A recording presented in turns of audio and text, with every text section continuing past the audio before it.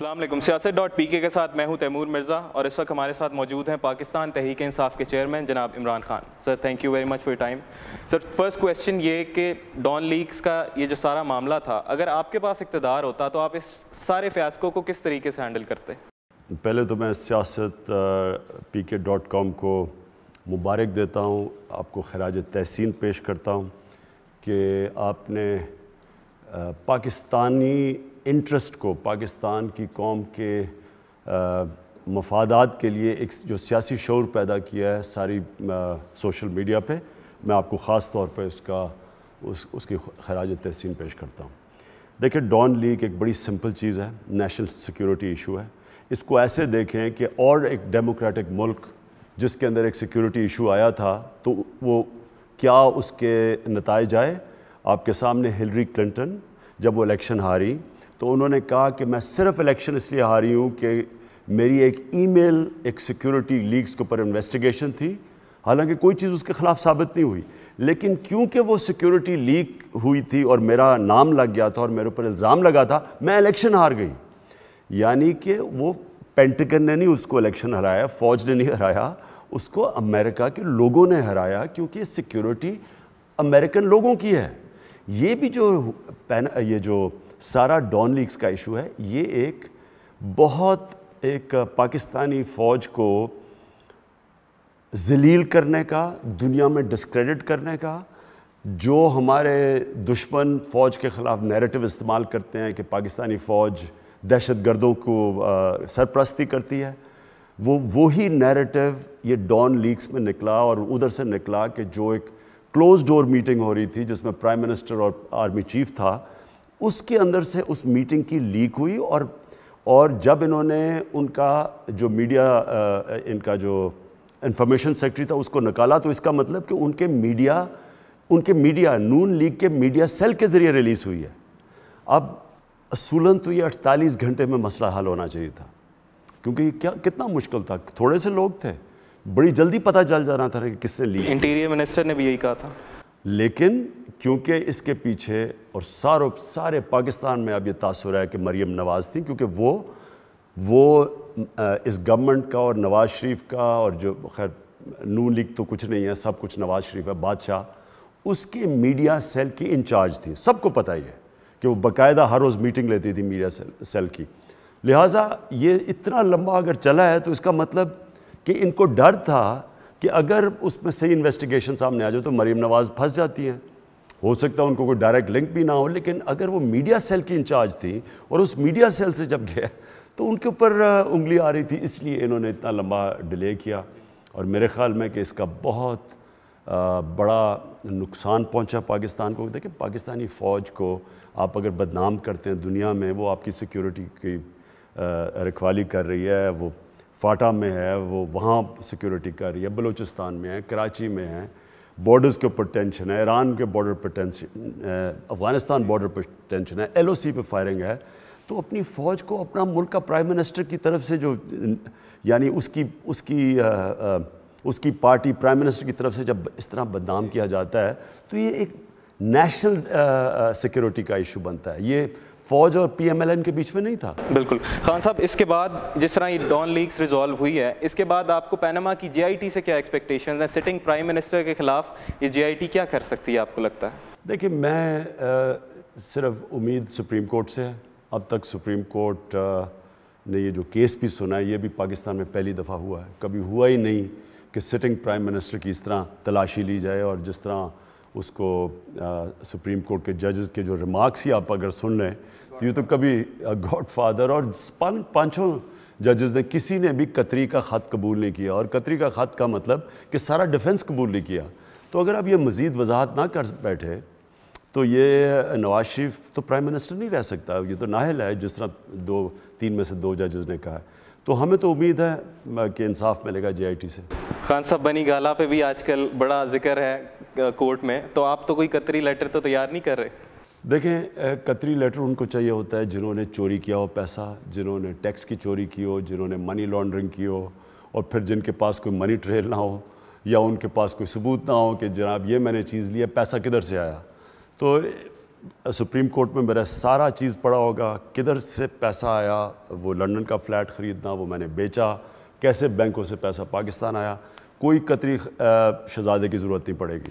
ٹھیک ہے. اس کے بعد خان صاحب آپ کی 20 سال سے اینٹی کرپشن کی کیمپین ہے، آپ کی سیاست کا مقصد ہی اینٹی کرپشن تھا، بٹ آپ کا جہاں صوبے میں حکومت ہے وہاں پہ احتساب کمیشن کا اس وقت کیا اسٹیٹس ہے؟ دیکھیں وہ پرابلم ہوا اس کا، کیونکہ آزاد احتساب کمیشن بنا رہے تھے، وہ آسان کام نہیں تھا. اس کے لیے جس طرح طریقہ کار اڈاپٹ کیا گیا وہ بڑا مشکل ہے کہ وہ اس طرح کا احتساب کا ڈی جی ملے جو جانتا بھی ہو وائٹ کالر کرائم. بڑا مشکل ہے وہ اسپیشلٹی ہے وائٹ کالر کرائم پکڑنا، تو وہ ہم کامیاب نہیں ہو سکے.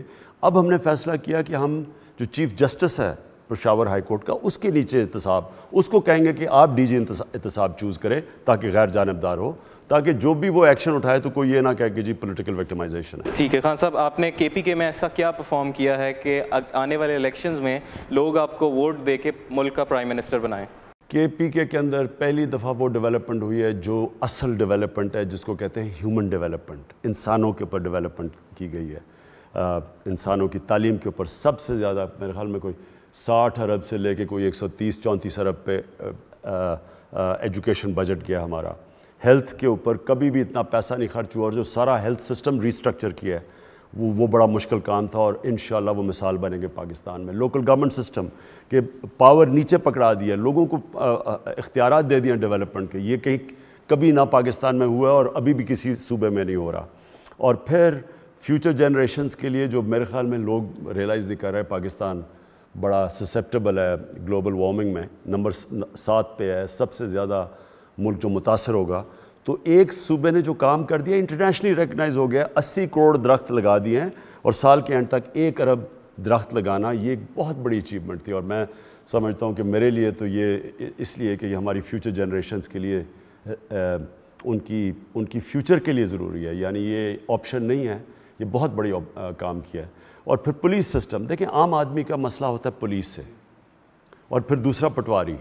اب پولیس سسٹم پاکستان میں سب سے بیسٹ ہے، ان کی 6 باریاں صوبے میں آئی ہیں، انہوں نے کبھی ٹھیک نہیں کیا.